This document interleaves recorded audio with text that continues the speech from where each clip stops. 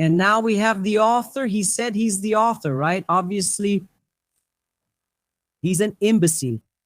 He's being used by Donald Trump, and he's using Donald Trump as if that would bring him positive political capital, Flavio Bolsonaro.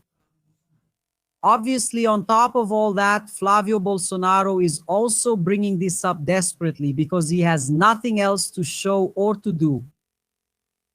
Because he has to cover up his own scandal where he was demanding millions of reais from Daniel Borcaro, and they received more than 60 million from Daniel Borcaro, who is in jail for the multi-billion real fraud at Banco Master. Someone who claimed not to know Daniel Borcaro. No, I don't know him. No, I've never seen him. No, no, no, no. This Banco Master fraud is the Workers' Party's. It's Lula's. Then suddenly we find audio where he's asking, no, where Flavio Bolsonaro is demanding millions of reais from Daniel Borcaro. Then we find out that he was demanding the rest of the 134 million because they had already received more than 60 million, even though he supposedly didn't know Daniel Borcaro. And there were some meetings with Daniel Borcaro, which will also come to light. And then we also find out that the money went to a fund in Texas where Eduardo Bolsonaro lives. And the person responsible for the fund for the account is who? Carlisto, Eduardo Bolsonaro's lawyer. Then Eduardo Bolsonaro, in February of last year, when he went to the United States, recorded a video that I showed you yesterday saying that he was in a room and that he was sleeping, poor thing, on a mattress. An air mattress, there.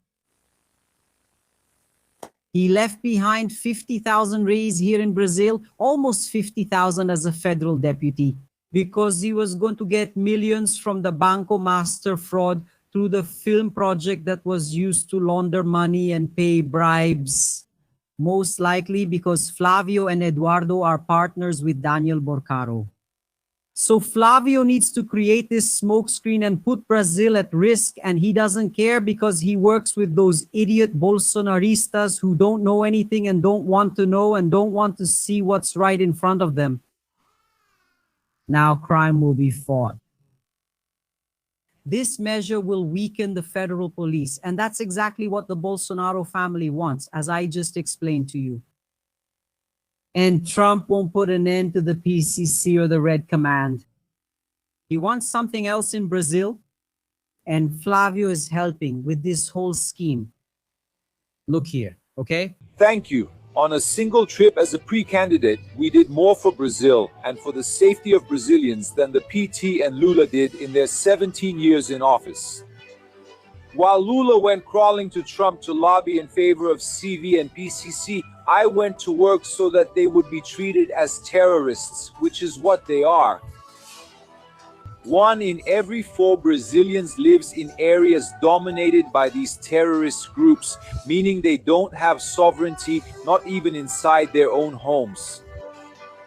A government that doesn't have control over its own territory, that doesn't even control the prisons, is complicit with organized crime. I thank President Donald Trump and Secretary of State Marco Rubio for quickly responding to my request on behalf of the Brazilian people. Now it's up to us here in Brazil. And starting in 2027, we will set you free, because you deserve to be free from this parallel, violent, and cowardly government. Well, if there's someone who understands criminal organizations, it's Flavio Bolsonaro. Why didn't he ask to classify the militia as terrorists as well? Because the militia only has killers. Why didn't he ask to include the militia? And if there's someone who understands crime, it's him. He still hasn't explained why the money didn't go to Entre Entretenimentos, which was the company responsible for Bolsonaro's movie. Why did the money, more than 60 million, go to Carlisto's fund, Eduardo Bolsonaro's lawyer in Texas, where Eduardo Bolsonaro is living? He didn't say why. So Andrea Gonçalves, from that fund, the money went to the movie. Where are the transfer documents? Because everyone knows, guys, everything you do at the bank has documentation. Where are the transfer records for the movie? He didn't present anything. Where are the documents, Flavio? He said it was all a secret because there was a confidentiality agreement between Daniel Vorcaro and the movie. Where is the contract? Confidentiality has already ended. It's already public knowledge and everyone knows everything. So the contract has lost its purpose. Where is the confidentiality agreement? There isn't one. And I'll tell you something, I've never seen a person sponsor or a company sponsor anything unless it's to get exposure. When you become a sponsor of something, you want your brand to be seen. And there was a confidentiality agreement from Daniel Vorcaro for the transfer of 134 million for the movie. Okay, so all right, where's the contract? There isn't one. He doesn't show anything. Where is his bank record disclosure, Flavio Bolsonaro? Why doesn't he reveal his bank records? Does he really have nothing to hide? Where is the disclosure of Eduardo's records? Who is paying for that 6 million real house that Eduardo Bolsonaro is living in? He doesn't have a salary anymore. Since March of last year, who has been paying for that house where he lives that costs 6 million reais with monthly rent of 30,000 reais? Who is paying for it? Money doesn't grow on trees, people. Money has an origin, it has a source. So, like, Flavio has a lot to explain and he doesn't explain it.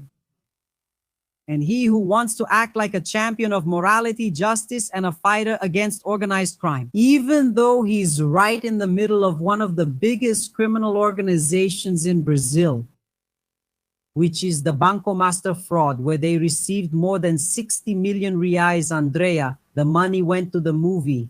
Where's the proof of the transfer to the movie? Where's the proof that the money went to the movie? So since they don't show anything, Intercept found it. It was a contract showing that Eduardo Bolsonaro is also the executive producer of the movie and that he had control over the movie's money. This contract is signed by Eduardo Bolsonaro. So, like, he creates this smokescreen and says he wants to fight organized crime when he's actually part of a criminal organization. He is, since he hasn't explained anything yet. He hasn't explained anything. It's all lies. He's been caught lying several times. So much so that his last statement, because he's avoiding the journalists, in his last statement to the journalists, he admitted that soon a video will leak of one of his meetings with Daniel Vorcaro.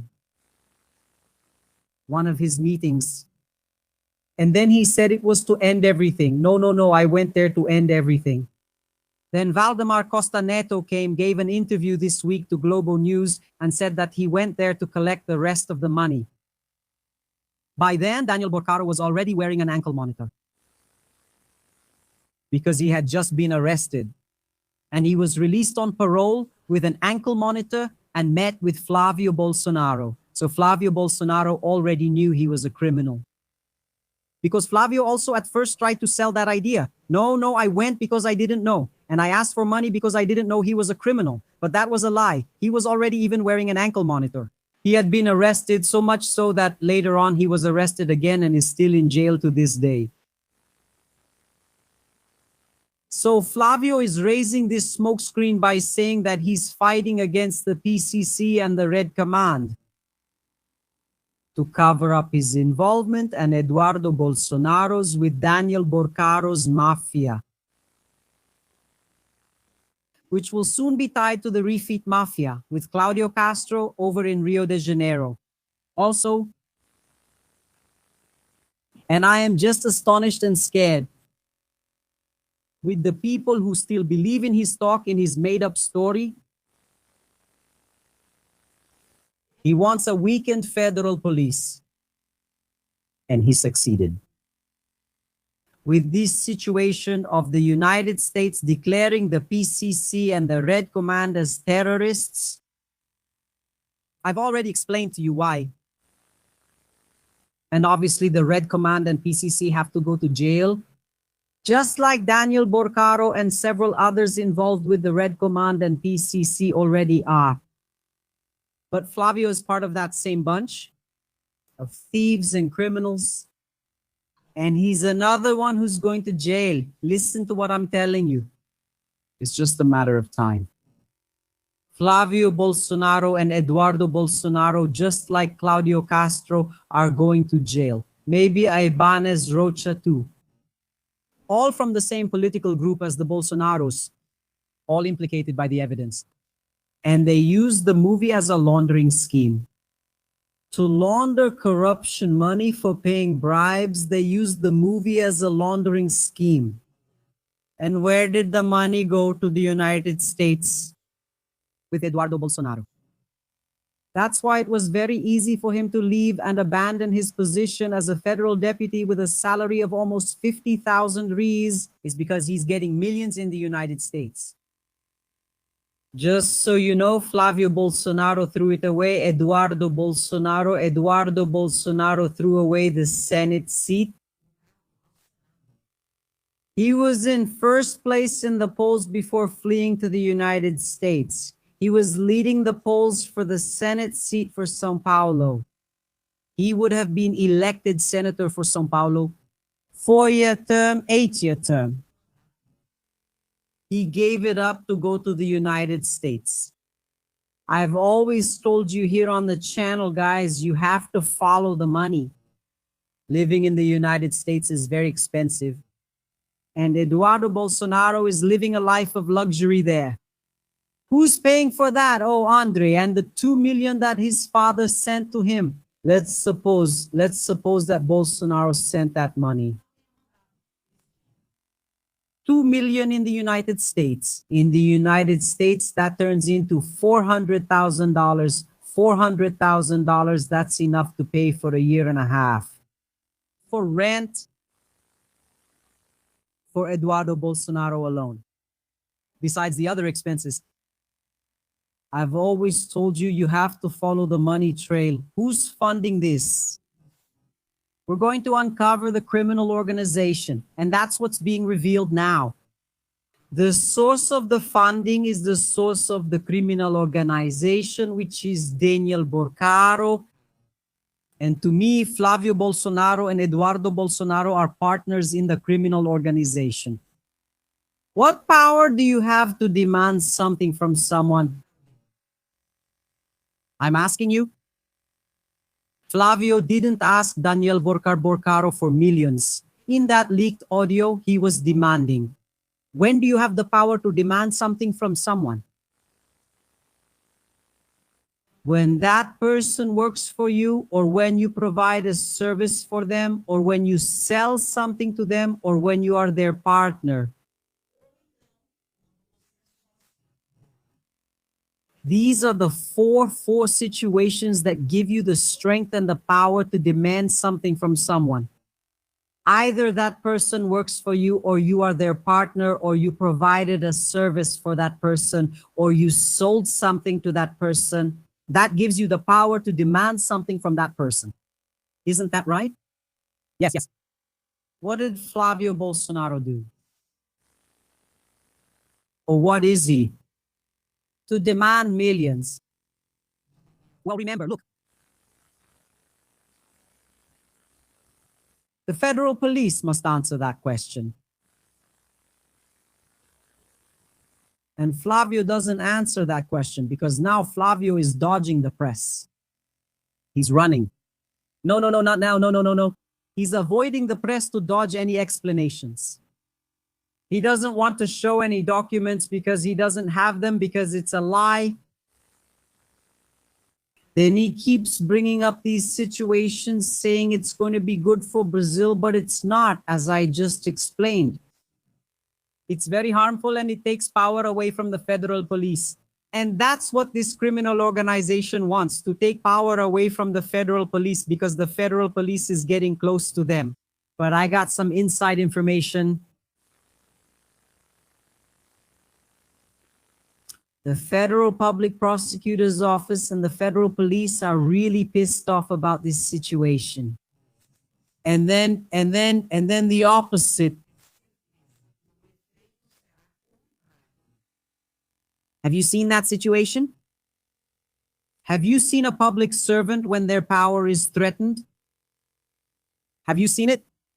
What happens? The ranks rally even more and go after them full force. That's what the federal police will do even more forcefully, and the public prosecutor's office as well. If they think they will. If they believe they can weaken them, they'll attack with full force. Obviously, there will be no cooperation, as I explained to you about the FBI. But they'll outdo themselves. And they're going to put that little thug who's behind all of this, trying to weaken the federal police, in jail. It's just a matter of time. Right, Flavio? Shall we take a look at a few more comments about this? This absurdity? Put it up there. Flavio Bolsonaro is a traitor to the nation. He doesn't care about Brazil. He just wants to get away and avoid jail. That's it, nothing else. Also, Flavio Bolsonaro and Eduardo Bolsonaro plot and conspire against Brazil. In fact, the announcement made by Marco Rubio that he will classify the Comando Vermelho and the PCC as terrorist organizations, their goal is to bring immense losses to the Brazilian economy. There will be an economic impact. It's the same thing that Eduardo Bolsonaro did there when he imposed tariffs and sanctions. I want you to understand me. Look, first I'll say this. We believe that the PCC and Comando Vermelho must be forcefully combated by the Brazilian government. They have to pay. That's why we introduced the anti-gang bill, and we managed to do that. Now just look at the consequences. When the United States says that there are terrorist organizations here, many investment funds and business groups start to calculate the risk of investing. You increase Brazil's risk. You lower the investment grade. You could have financial institutions affected. It's a huge loss. Another thing, we do not accept that Trump in the United States would take armed action against Brazil. This role of Flavio and Eduardo Bolsonaro opens the door for that. I don't forget that on the day the United States bombed ships off the coast, the Venezuelan coast, Flavio Bolsonaro wrote on Twitter to the Secretary of Defense, "Come bomb here in Brazil. Come bomb ships in Guanabara Bay. We are not an American colony. We are a sovereign nation with a president of the republic who is respected all over the world as a statesman. What these irresponsible people, traitors to the country, what the Bolsonaro family is doing weakens our economy. It creates vulnerabilities in the area of national security. And it's also a setback in cooperation against criminal organizations. Because today the police can collaborate directly with the FBI. This will no longer be allowed. Brazil belongs to Brazilians. Put that up, my dear. Eduardo Bolsonaro is a traitor to the country. But Brazil belongs to Brazilians. It's a good thing we have Lula as president, and he really is a patriot. And I know he will fight until the end. Isn't that right? Will we see a statement from Lula here about this situation? Exactly, making it clear that Brazil belongs to Brazilians. And there will be resistance, right? Especially because he won't solve the problem of criminal organizations. What he wants, we know, is our wealth. Let's listen to Lula's speech. For a long time, many people thought that Brazil was the backyard of the United States. And Brazil is not a backyard. Brazil is a free and sovereign country with the sovereign interests of its people. And we want to treat the United States with a lot of respect because we have 200 years of diplomatic relations. We want to be treated with respect. Brazil doesn't seek to be better than others. But Brazil doesn't accept being worse than anyone else. At the very least, Brazil wants to be treated on equal terms. So Brazil wants to be treated with a lot of respect. We are a very large country, a country with 213 million inhabitants, a country with very generous people, but a country with people who love their country. Therefore, Brazil will not be anyone's backyard, not any country's, not any continent's. Brazil will be Brazil's backyard, a free and sovereign country. That's my president who speaks loud and clear. Brazil is sovereign. Brazil belongs to Brazilians. And Brazil is not and will not be anyone's backyard. That's the truth. Representative Leonel Hadi just spoke about this situation as well. The situation is quite serious. The terrorists are once again trying to destroy Brazil. In case you don't know, our anti-gang bill, the anti-gang law that was passed recently, has harsher penalties for the crime of criminal organization and drug trafficking than our country's anti-terrorism law. And the one who says it's a mistake to classify PCC and Comando Vermelho as terrorist groups is Lincoln Gakia, who is a prosecutor from the state of São Paulo, from the Public Prosecutor's Office of São Paulo. The greatest expert on the PCC in Brazil, and he says it very clearly, treating these criminal organizations as terrorist groups actually makes it harder to investigate and fight these criminal groups. Because terrorism presupposes an ideological or religious agenda, a bid to govern. And these groups operate with the logic of maximizing their profits and getting financial resources. So treating them this way will only harm Brazil. Because when a country is considered a place where terrorist groups have free access, it faces a series of international sanctions. We will all suffer the consequences. We could face economic embargoes, financial sanctions, trade embargoes, freezing of international assets, and isolation from the global banking system. With the push of a button at a time when groups operating in a certain nation are considered terrorists. So if we really want to fight these groups that operate like the mafia, in fact, today we had a new federal police operation that took more than 200 million reais away from the PCC. In a new phase of Carbono Oculto, which was the biggest police operation in Brazil's history. If we really want to tackle organized crime and put an end to these criminal groups that control areas, we need to have a truly focused approach. For what they are, criminal organizations that use terrorist tactics. But at their core, they are mafia groups that aim to maximize their profit. A large part of the weapons of war that enter Brazil actually come from the United States. And I find it strange that Trump, who is so concerned about international drug trafficking, pardoned Rubri, who was sentenced to life in prison for drug trafficking in the United States. And he was organizing drug buying and selling through cryptocurrencies.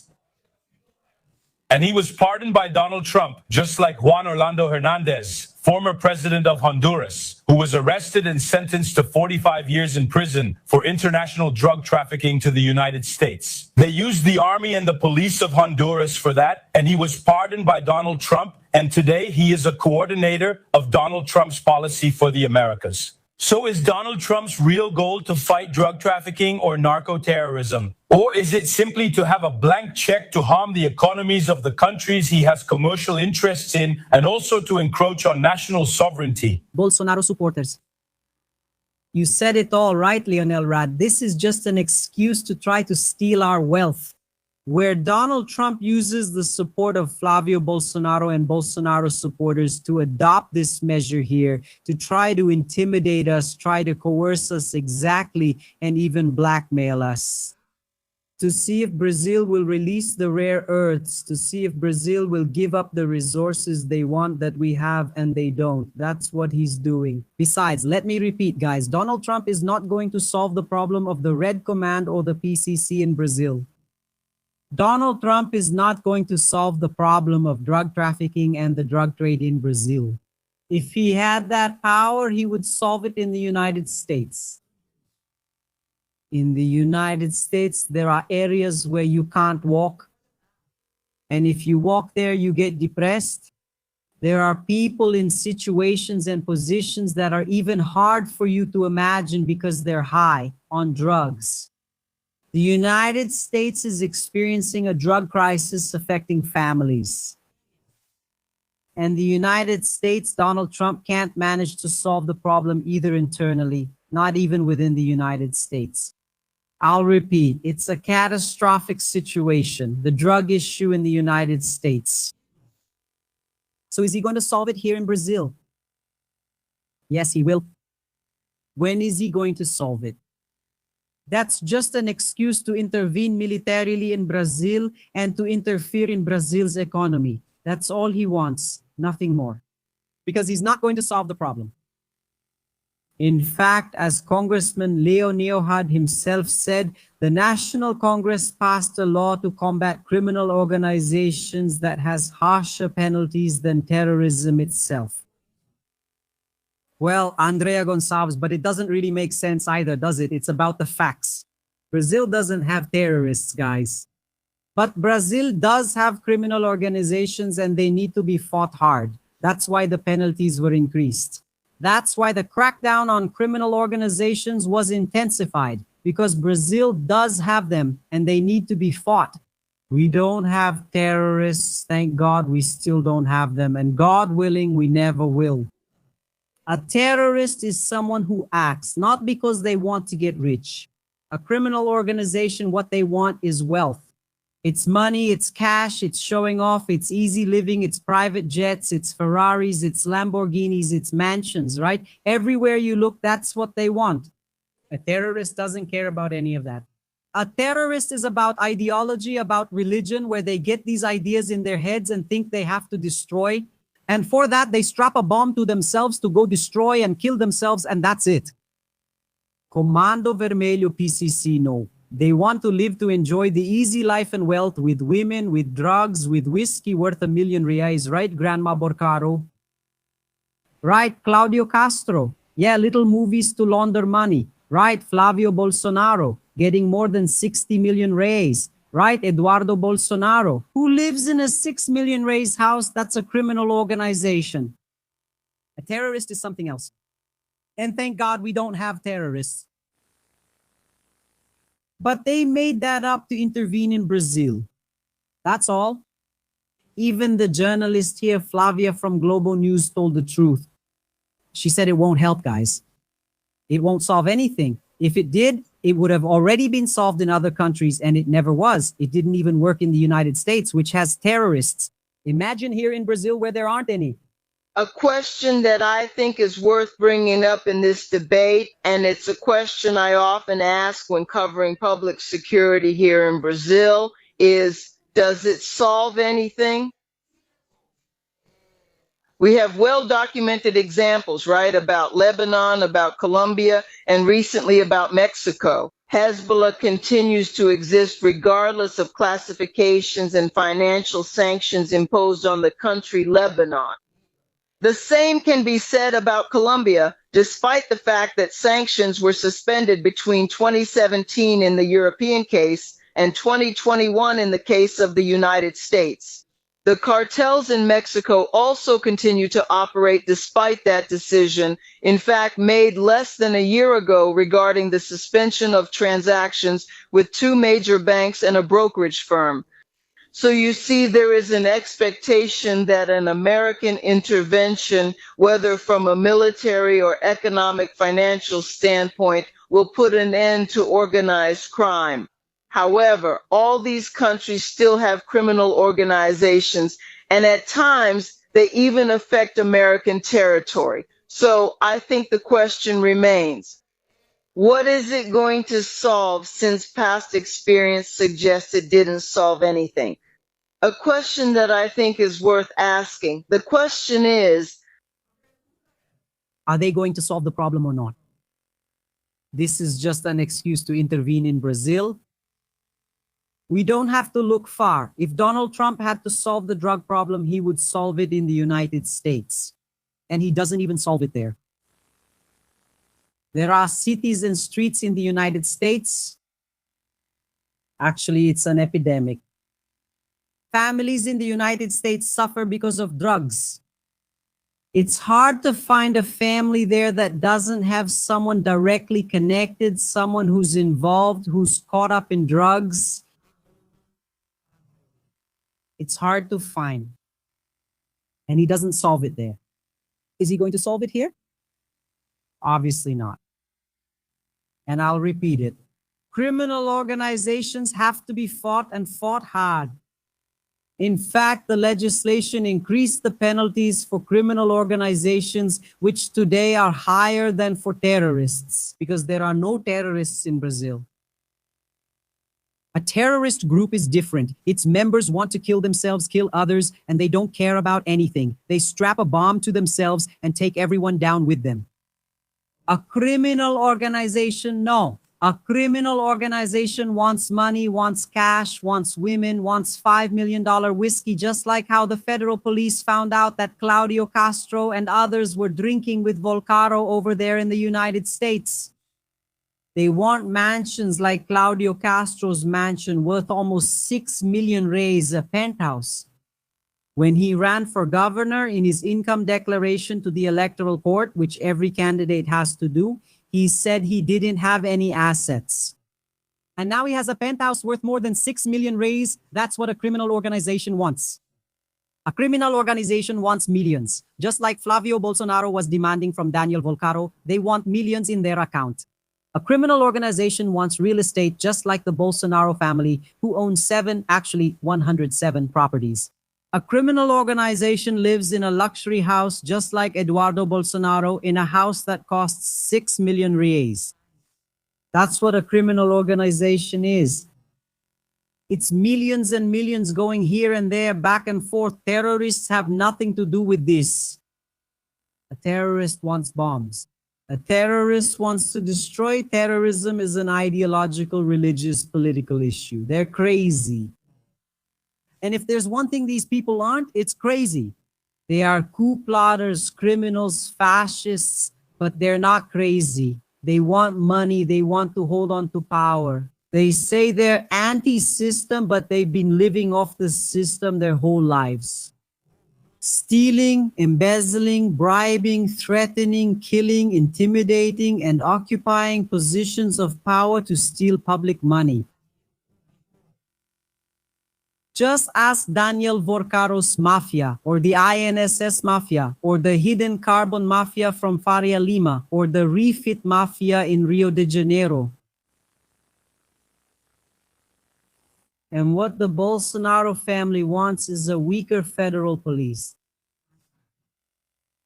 And this kind of intervention leads to that. Exactly because it cuts off cooperation between the FBI and the federal police.